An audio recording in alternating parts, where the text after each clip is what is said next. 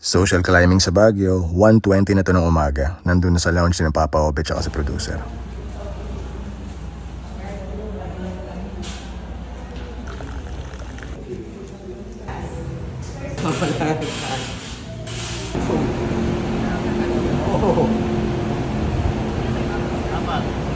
Bali sir, yung even number natin taas, no? Sino po yung mga upper? Yung PO8 natin sir, nasa gitna, pinakadulo sa itaas. Sa taas niya po. Dulo pa kayo sir? Sa dulo pa. Magkakasama kayo halos. Salamat po. Sige.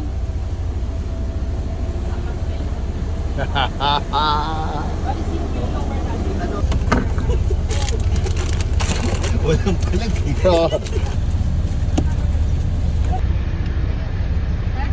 This one. Sige, okay. Welcome. Thank you. Thank you sir. Thank you po. For take home po yan lang. For take home daw. Yung upuan mong nahihiga, may seatbelt siya. Ito naman yung dapat hilahin para mahiga mo yung sandalan. Natry mo na ito. Maganda yung pagkakabalot ng leather ng upuan, premium ang datingan. Tapos napansin ko na pwede palang ilagay yung backpack ko sa likuran tapos hindi ko na lang itotodo yung pagkaka-recline. 5'6" ang height ko, yung legs ko nauunat pero hindi todo. Kung mas matangkad ka, baka maging problema mo to.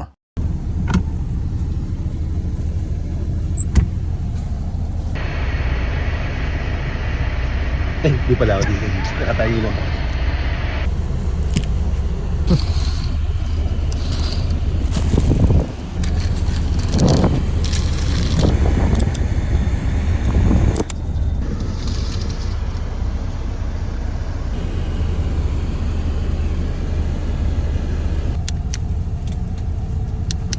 Eto ang view mo pag nasa taas ka. Tapos pagdating dito sa toll booth, nakatulog na ako. Paggising ko, Baguio na. Tada! My name is Lance. Thank you for choosing Victoryliner as your transport provider. We move people better and safer.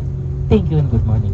Sa halagang 1,512, okay ako sa Royal Class. Pero yung tatlong kasama ko, ayaw nila.